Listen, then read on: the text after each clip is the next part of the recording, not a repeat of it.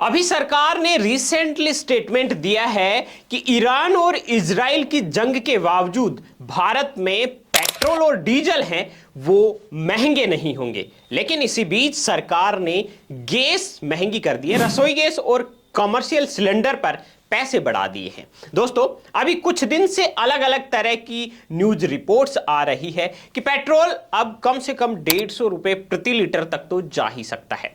सरकार का एक स्टेटमेंट आया है कि अब अमेरिका ने भारत को रूस से तेल खरीदने की छूट दे दी है। इससे हमारे ऊपर जंग का असर नहीं पड़ेगा और इसकी वजह से भारत में पेट्रोल और डीजल महंगे नहीं होंगे। लेकिन ये कितने दिन तक महंगे नहीं होंगे, सरकार ने ये नहीं बताया।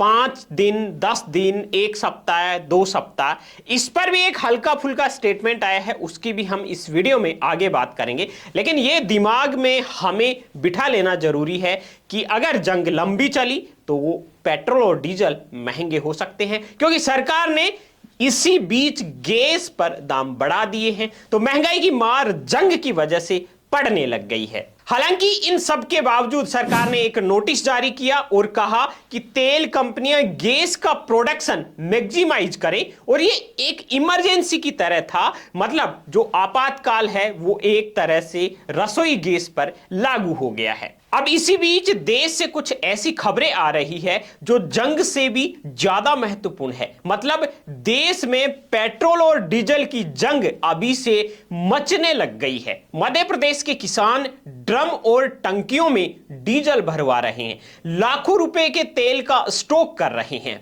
उनका कहना है कि ईरान अमेरिका युद्ध से वो डर गए हैं और उन्होंने ये भी कहा कि अगर ये युद्ध लंबा खींचा तो सप्लाई बाधित होना लाजमी है और हमारी गेहूं की फसल खेतों में ही बर्बाद हो जाएगी, इसलिए हम ये सब कर रहे हैं।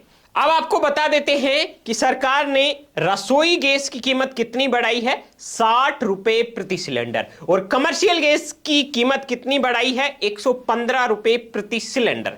एक तरफ सरकार कह रही है कि जंग का असर हमारे पेट्रोलियम उत्पादों पर नहीं पड़ेगा, लेकिन गैस भी एक तरह का पेट्रोलियम उत्पाद ही है, मतलब तेल से प्रोड्यूस होने वाला उत्पाद है। तो सरकार ने एक तरह से मना भी कर दिया और गैस की कीमत तो बढ़ा ही दी है, वो सब आपके सामने है। अब सवाल ये है कि क्या भारत लंबी जंग का असर झेल पाएगा, क्योंकि मिडिल ईस्ट में जो हालात हैं उनकी वजह से ग्लोबल मार्केट क्रैश हो रहा है और मार्केट पर इसका असर आप अभी से देख लीजिए कि कच्चा तेल है वो 2022 के बाद इस समय सबसे महंगा हो चुका है और लगभग $100 के पार निकल चुका है। और सरकार बोल रही है कि पेट्रोल और डीजल हम महंगे नहीं होने देंगे। इसके साथ ही आपको यह भी बता दूं कि ब्रेंट क्रूड है वो लगभग 25% उछाल के साथ $116 पर पहुंच गया है। इससे पहले शुक्रवार को यह $93 पर बंद हुआ था। अब आपको बता दूं कि जंग के दौरान यानी 10 दिन में ही कच्चा तेल करीब 48% महंगा हो चुका है। भारत सरकार यह बोल रही है कि हमारे पास पर्याप्त तेल है जिससे हम पेट्रोल और डीजल की कीमतों को नहीं बढ़ने देंगे। जैसा कि आपको पता है कि होर्मुज जल मार्ग बंद होने की वजह से यह सारा संकट आया है। मतलब जो तेल क्राइसिस है उनका सामना बहुत सारे देश कर रहे हैं।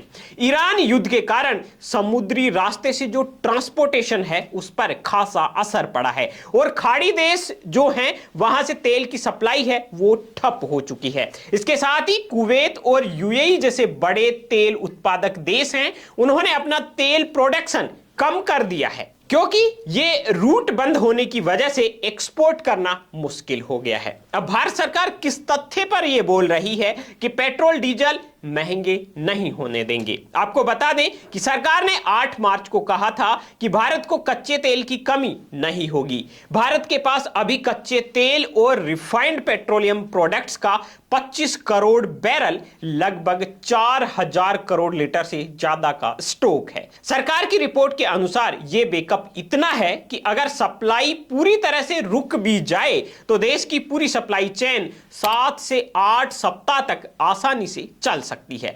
पेट्रोल, डीजल और दूसरे पेट्रोलियम प्रोडक्ट्स की कमी की कोई टेंशन किसी देशवासी को नहीं करनी है। सरकार ने 7 मार्च को साफ किया कि पेट्रोल और डीजल के दाम हम नहीं बढ़ाएंगे। इसके साथ ही एक खबर जो थोड़ी सी अच्छी खबर है वो ये है कि अब रूसी कच्चा तेल भारत खरीद सकेगा।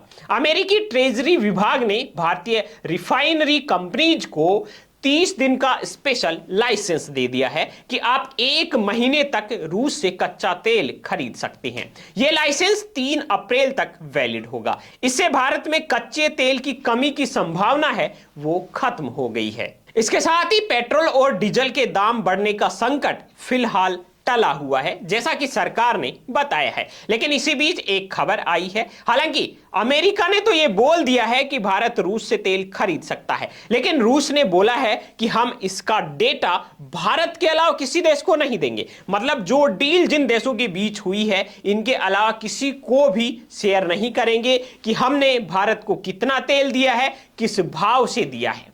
यह हालात किसी भी तरह की हैं, मतलब कॉम्प्लिकेशन अभी भी बना हुआ है। और आपको क्या लगता है कि यह युद्ध 7-8 सप्ताह तक चल सकता है या पहले रुक सकता है? अगर यह युद्ध 4 सप्ताह तक भी चला, मतलब भारत के पास केवल उसके बाद में 1 महीने का तेल बचेगा। और ऐसा तो है नहीं कि युद्ध खत्म होते ही सब कुछ शांत और संतुलित हो जाएगा। यह भी नहीं हो सकता। तो आप अपने दिमाग में यह जरूर बिठा लीजिए कि अगर युद्ध लंबा चलता है तो खतरा बना रहेगा। आप देख सकते हैं जो वर्ल्ड में युद्ध चले हैं, जैसे रूस और यूक्रेन का युद्ध आप देख लीजिए, 3-4 साल हो गए हैं, वो ऐसे ही चल रहा है। तो युद्ध पर हम कभी भी ऐसे नहीं बोल सकते कि यह युद्ध कितना लंबा चल रहा है, क्योंकि ईरान ऐसे बोल रहा है कि हम अंतिम सांस तक लड़ेंगे। ऐसे में यह संभावना बहुत कम है कि यह युद्ध जल्दी रुक जाएगा। अब सरकार ने पेट्रोल और डीजल की कीमतें नहीं बढ़ाई, लेकिन जंग के बीच रसोई गैस और कमर्शियल गैस की कीमत बढ़ा दी है। बाकी की लेटेस्ट और ट्रेंडिंग खबरों के लिए आप बीएन हिंदी न्यूज चैनल को अभी सब्सक्राइब कर लीजिए। यूट्यूब में सर्च कीजिए बीएन हिंदी न्यूज और हमारे चैनल को सब्सक्राइब करके बेल आइकन को प्रेस कर लीजिए। वीडियो को अभी तक लाइक नहीं किया है तो लाइक कर दीजिए।